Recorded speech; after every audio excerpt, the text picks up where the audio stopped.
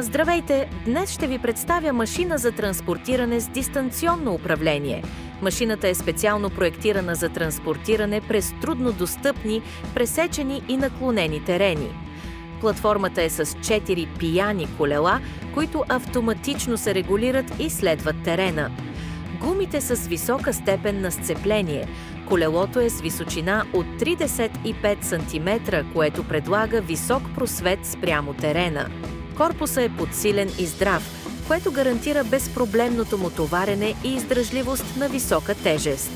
Машината е високо маневрена с възможност за пълно 360 градусово завъртане, което й позволява използването и в труднодостъпни, тесни и предизвикателни терени. Оборудвана е с 2 комплекта висококачествени батерии, всеки от които по 48 волта и 20 ампер-часа. При движение напред едновременно с натискането на лоста, натиснете и бутона, след което натиснете втори път бутона, за да зададете избрана скорост на движение. Бутон 5 е за избор на високи или ниски скорости. При изключване на платформата първо натиснете ключовете върху машината, след което изключите дистанционното, чин, който позволява лесната и проста поддръжка. Разбира се, безопасността е на първо място. Това е постигнато с дистанционното управление, което позволява работа с машината от безопасно разстояние. Дистанционното е малко и може да се използва с една ръка. Първо се уверете, че батерията е напълно заредена. За да започнете, първо включете зарядното, след което включете машината от ключа върху нея.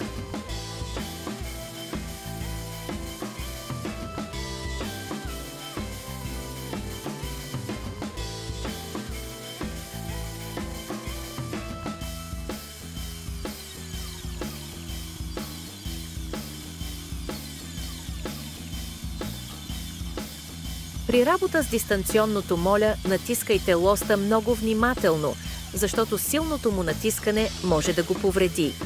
Чрез лоста лесно може да се движите напред, назад, наляво и надясно.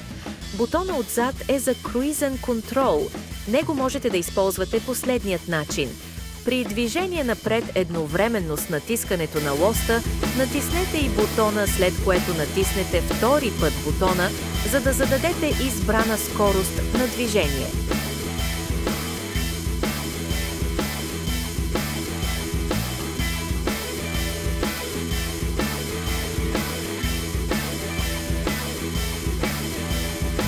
Бутон 5 е за избор на високи или ниски скорости. При изключване на платформата първо натиснете ключовете върху машината, след което изключите дистанционното,